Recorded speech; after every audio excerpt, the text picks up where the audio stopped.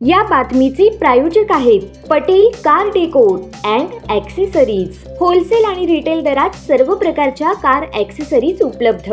7 रस्ता सोलापूर।